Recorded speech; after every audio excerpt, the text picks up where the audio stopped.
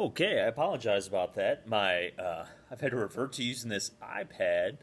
I couldn't get my regular desktop here in the lab to record with the technology I had, and I don't know how long I was talking for, but the iPad had filled up its storage, so I kind of had to review and see kind of where we left off. So we're talking about the high pressure limit and why this is important in volume ventilation. And essentially, I'm telling the ventilator to deliver 550 mils, all right, regardless of what's going on. And what we'll find is a majority of the bad things that happen from ventilation are from too much force or too much pressure actually getting its way down to the airways. Okay, so this is a safe way to ensure that if I do hook this patient up on ventilation, and something is wrong with their lungs, whether it's a high amount of resistance or really poor and low lung compliance, it's going to safely limit that pressure. And we'll talk a lot more about what happens, but essentially as soon as you hit that high pressure limit and volume, it's saying stop delivering the breath. So it does what we call pressure limited. So it's a safety thing. I like to be able to make sure that's set appropriately because you can never trust the person who's setting stuff before you.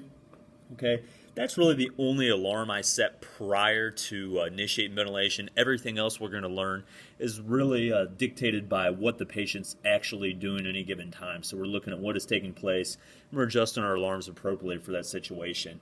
One other big pet peeve of mine on the pure intermittent ventilators is apnea. Okay, so even though we're not going to have a patient that goes apneic in, assist control or anything like that because we've got a set rate, I'll usually try and go in by hitting this tab here and adjusting the backup settings to reflect whatever my initial settings are and everything like that. That way, as our patient gets better, maybe some random squirrely resident or somebody that doesn't know what's going on comes in, and if they do switch our patient over to something where they're not guaranteed that breath, I know that something appropriate is going to be kicking in for that patient. So you could access the alarms. Once again, I set those after we initiate ventilation. So I'm going to go ahead and hit start here. Okay.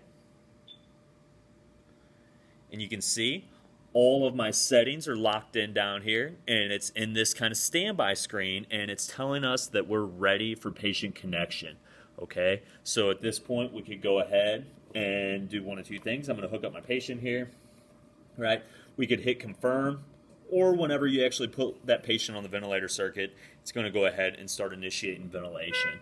Okay? A lot of times, and let me zoom back out here so you can see we got a low priority alarm taking place. It's saying minute ventilation, high VE total. All right, and the alarm's going off. Our magic button right here for silence. Okay? A lot of times when I'm initiating ventilation, it's a good rule of thumb to just pre-silence those alarms. You're going to hit a lot of alarms initially. All right, and it avoids that alarm fatigue, and it avoids you hearing these when you're trying to go to sleep at night. All right, so that is the conclusion of the ventilator startup process for the 980. I'm going to end this video here, okay, and we'll pick back up and talk about what to do once we get this patient kind of hooked up here. I'll be with you again.